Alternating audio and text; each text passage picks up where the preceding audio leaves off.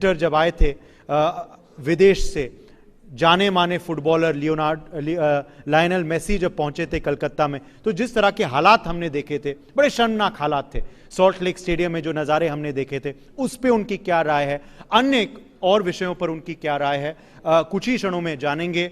इस सेशन का संचालन करेंगे हमारे न्यूज़ एक्स चैनल के editor in chief Rishabh Gulati ji, वो भी मंच पे कुछ ही देर में पहुंचने वाले हैं। मैं आप सबको एक प्रोटोकॉल से भी अवगत कराता हूं। जब राज्यपाल पहुंचेंगे यहाँ तो और मंच में विराजमान होंगे, तो हम उनके सेशन का शुरुआत जो है वो नेशनल एंथम से करेंगे। So we would of course request you all to rise when the national anthem plays. Garima आप भी बना के रखें और ऑफ कोर्स थोड़ी ऊर्जा हो जाए, थोड़ा जोश चेक कर लेते हैं। बिल्कुल बिल्कुल, जोश बिल्कुल हाई है और हम ये जानते हैं कि तालियां थोड़ा बचा के रख रहे हैं अपने आप को। तालियां बजा दीजिए। Thank you so much. और देखिए, जब बात पश्चिम बंगाल की होती है तो पश्चिम बंगाल में कई ऐसे मुद्दे हैं जिस पर कि अक्सर बात होती है। और बस तैयार हो जाइए, माननीय डॉक्टर सीवी आनंद बोस हमारे बीच। जी हाँ, राज्यपाल पहुंच चुके हैं। जी पहुंच चुके हैं और बस अब हमारे सेशन की जो उसका इंतजार था, एक बार जोरदार तालियां। तहे दिल से स्वागत करते हैं हम आपका honourable governor West Bengal doctor CV Anand Bose ji का। ये बेहद अगला सेशन महत्वपूर्ण है और सेशन की शुरुआत करें उससे पहले I request you all to rise for the national anthem. जनगण मन अधिनायक जय हे भारत भाग्य विधाता, पंजाब सिंध गुजरात मराठा द्राविड उत्कल बंगा, विंध्य हिमाचल यमुना गंगा उच्चल जलधि तरंगा, तव शुभ नामे जागे तव शुभ आशीष मांगे, गाहे तव जय गाथा, जन गण मंगलदायक जय हे भारत भाग्य विधाता, जय हे जय हे जय हे जय जय जय जय हे। I request you all to please take your seats. दोबारा तालियों से स्वागत किया जाए सम्मानित हमारे अतिथि का। पश्चिम बंगाल के राज्यपाल हमारे बीच पहुंच चुके हैं। इस अगले सेशन के लिए अब मंच हवाले करता हूं ऋषभ गुलाटी जी को। Thank you so much, and Honorable Governor, thank you so much for coming down to this India News Munch. We are discussing policy, we are discussing governance, and we are discussing politics. Let me start immediately with a current event. We've seen difficult scenes, and not only we've seen, the entire country has seen, the world has seen, of what happened in Salt Lake Stadium, where an international footballer, Lionel Messi, came for a few minutes, became very chaotic. You visited Salt Lake Stadium after that, so how do we explain to the fans who are saying that they were cheated and were very upset afterwards? You know, the take home from my visit to the place and also watching the TV on the development that happened there is very clear. Accidents are not accidental. There is a human factor behind it. Entire Bengal was shocked. Entire India was benumbed. Entire sports world was aghast at what happened there. What happened in Salt Lake that day is something which should never have happened. This has happened because the sensitivities of the public, the sports lovers, the fans, were totally ignored. There is systemic failure from the part of the officers concerned. Messi came here as our honored guest, but we messed up the whole affair. That is what happened in Calcutta that day. Now, after taking stock of the situation, I, in my capacity as the governor, gave some instructions to the government. Number one, a judicial inquiry has to be ordered immediately. Number two, the culprits, that is the organizer, not the organizers, the organizers, not the organizer, have to be arrested. Number three, the ticket charges given by the public should be refunded. Number four, the account of the organization should be frozen. Then also, other recommendations to ward off such situations in future. It is very surprising to note that in a megapolis like Kolkata, there is no standard operating procedure for congregation management. Little bit of traditional crowd control management is there. Congregation management in a big city is very, very important. That has to be put in place. Another thing was have an insurance scheme. The spectators will be insured. The premium has to be paid by the organizer. Similarly, 14 recommendations have been given. I would say that though not a judicial inquiry, an inquiry has been ordered under the retired judge as a chairman. The government has announced that a refund will be done. That is, the money which will be collected from the organizer and returned to the ticket holders. Then the arrest has been made. But one person cannot create a confusion like this, so all those who are associated with the pell-mell should be arrested. And I also said there is a popular demand in the Lok Bhavan, now not Raj Bhavan, it is Lok Bhavan, from the public. The public sentiment was that the sports minister who was there, he should resign. I told government, this is what the government, what the public wants, this is what I as governor would also like to have it. The minister has resigned. So action is being taken, but it doesn't bring credit to anybody down the line that we could not receive properly an icon like Messi. It's a national shame. So the other big subject immediately happening in Bengal, of course, is, as you know, the special intensive revision of the electoral rolls. When it is coming to the point of impacting law and order, what is in your opinion that should happen, sir? See, SIR is an inevitable process to ensure that elections are conducted in a free and fair manner. There, of course, objections are there. In a democracy, certainly there can be varying points of view. It's a pluralistic society. Those objections are to be heard, understood, and action to be taken.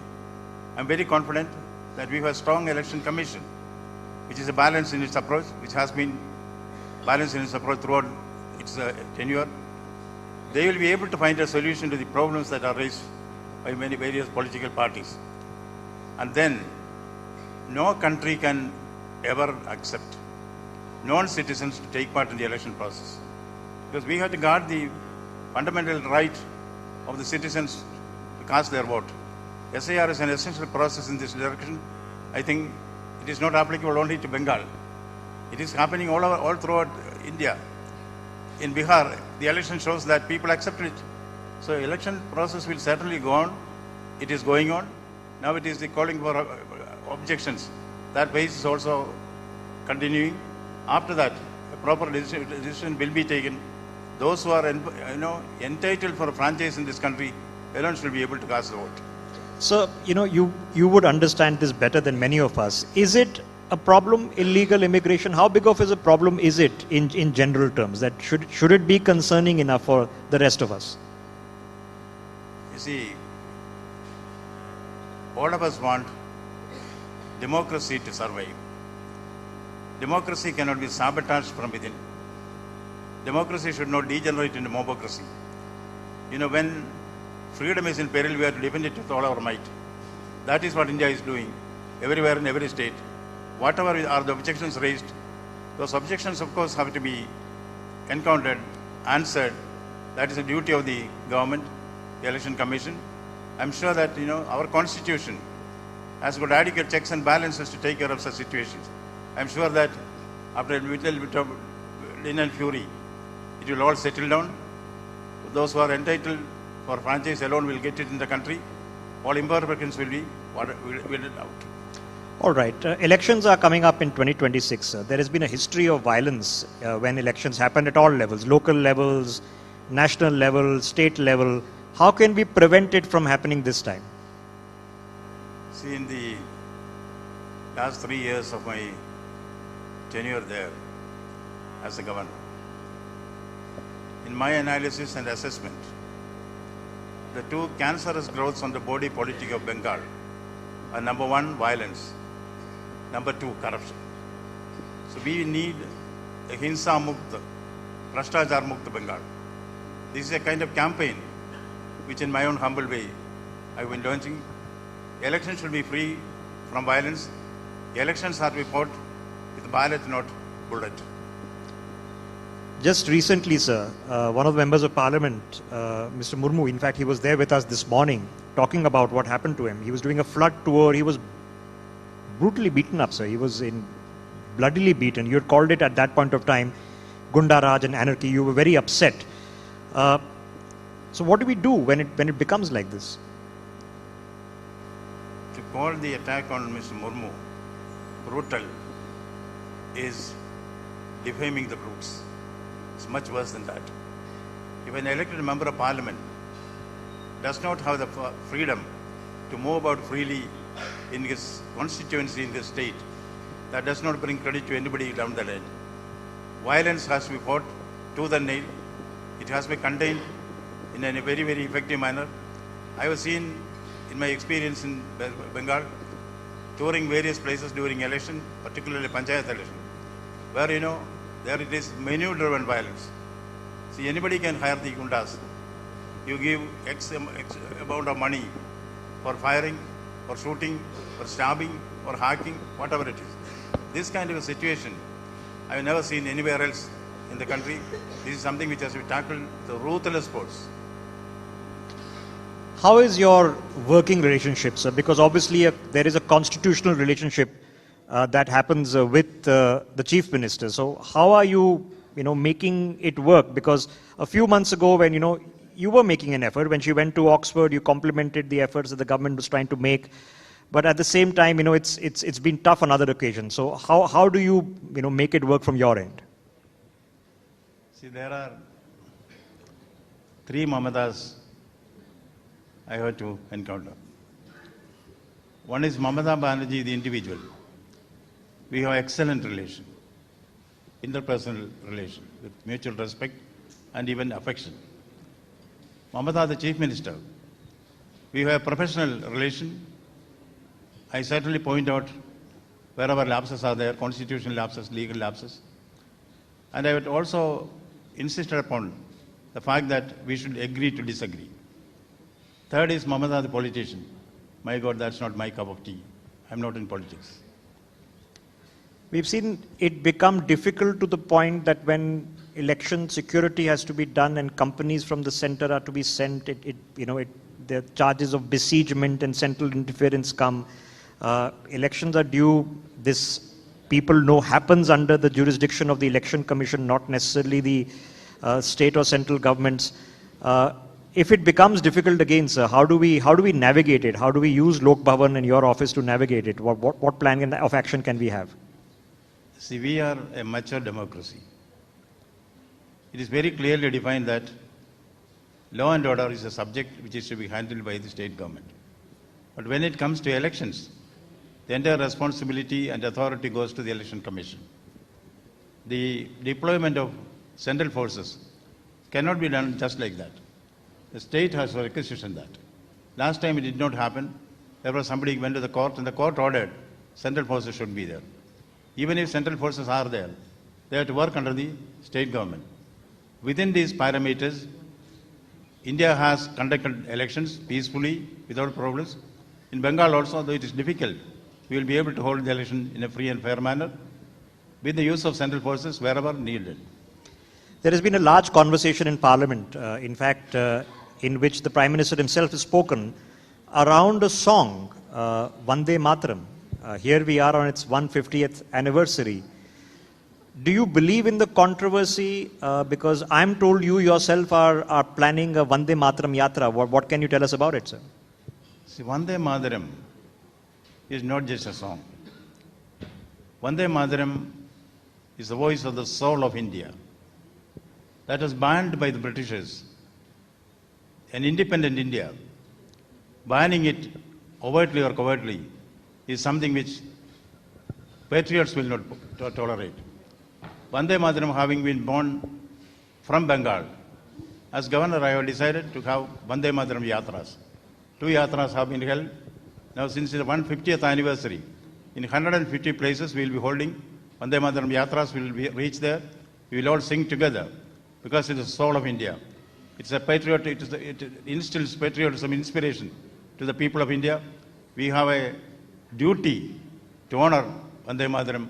Certainly, all efforts will be taken to see that Vande Mataram is rehabilitated in the minds of the people, because it doesn't belong to a particular state, or it is a national song. It is accepted as India's national song. We should revere it, respect it. Therefore, this Vande Mataram Yatra is organized. So before we wind up, I want to inform the audience, sir is as an IS officer, before that he was a graduate of BITS Pilani. Looking back, sir, at engineering days in BITS Pilani, and now that you know Indian engineers are all over the world, Satya Nadella, Sundar Pichai, what were your college memories studying engineering, sir? To put the record straight, my engineering is social engineering. I am not in civil engineering or mechanical engineering. My PhD from BITS Pilani is in habitat management, not in engineering. I am a student of literature. Sir, IS officer, big exams that need to be cracked. A lot of people, lakhs of people, attempt those exams every year. As you now see a young generation of people going through the UPSC process, what advice do you have to give them? See, UPSC has stood the test of time. This examination has been done in a rather foolproof manner. To the younger generation, I am nobody to advise them, because as Lord Maysfield said, advice is seldom welcome. Those who need it the most like it the least. Therefore, I am not going to advise them.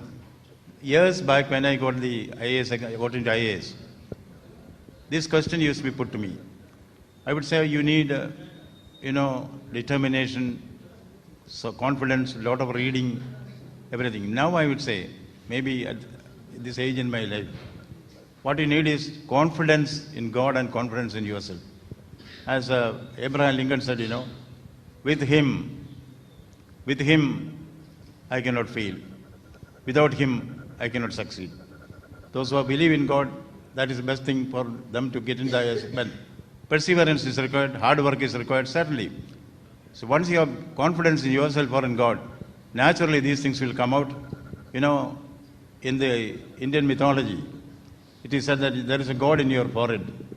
That God is called Tatha Astu. Tatha Astu means let it be so. When you start on an examination, particularly the IAS, if you say, I haven't prepared enough, I will not be able to write the question, write the answers properly, I will not make it to the IAS this time. This goddess from within you will say Tatha Astu, which means let it be so. But if you say, I am born to win, I am not going to take no for an answer, I will certainly get into the IAS, the same goddess will tell from within, let it be so. This is called auto-suggestion. Now you have to believe in yourself. Then only you will be able to pass any examination.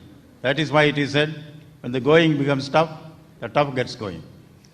So finally, as a proud Bengali, sir, in the essence of the contribution of Bengal in the literature, the politics, the freedom fight in this country, as you see Bengal today, where do you wish it to be in 10 years, 20 years, 30 years? What would you like to see happen? See, it is said, and rightly too, what Bengal thinks today, India thinks tomorrow. Gopal Krishna Gokhale said it. That is not the case now. See, now Bengal has to go ahead and far more into culture, into its heritage, tradition, soft power. The soft power of Bengal is great. If I may say literally, if you prick a Bengali, average Bengali, with a needle, first culture will ooze out, then only blood will come. So much is the affinity of that state to culture and soft power. I think Bengal will be known in future also for its soft power, art, literature, culture, heritage. Yes, Bengal has got a great prospect ahead. Bengal has a potential to become the educational hub of India, no, even the world, and also the healthcare hub. So much of potential is there. This has to be tapped to the optimum by the authorities concerned. Honorable Governor, thank you for the time you've spared to be here, to address the audience sitting here, and of course the people who are watching us on India News, on NewsX, and all the channels of the ITV network. It was a treat to have you, and thank you very much. Let's have a round of applause. I don't think he's held back any punches. Straightforward conversation with CV Ananda Bose, as to be expected from what we know of him. Thank you very much, Honorable Governor. जय राष्ट्रगान के लिए कार्यक्रम को हम खत्म करें। जनगण मन अधिनायक जय हे भारत भाग्य विधाता, पंजाब सिंध गुजरात मराठा द्राविड उत्कल बंगा, विंध्य हिमाचल यमुना गंगा उच्चल जलधि तरंगा, तव शुभ नामे जागे, तव शुभ आशीष मांगे, गाहे तव जय गाथा, जनगण मंगलदायक जय हे भारत भाग्य विधाता, जय हे जय हे जय हे, जय जय जय जय हे। जय, बहुत शुक्रिया माननीय डॉक्टर सीवी आनंदा बोस राज्यपाल। और देखिए जब बात हुई सर से तो काफ़ी महत्वपूर्ण रहा। और सर बस कुछ फोटो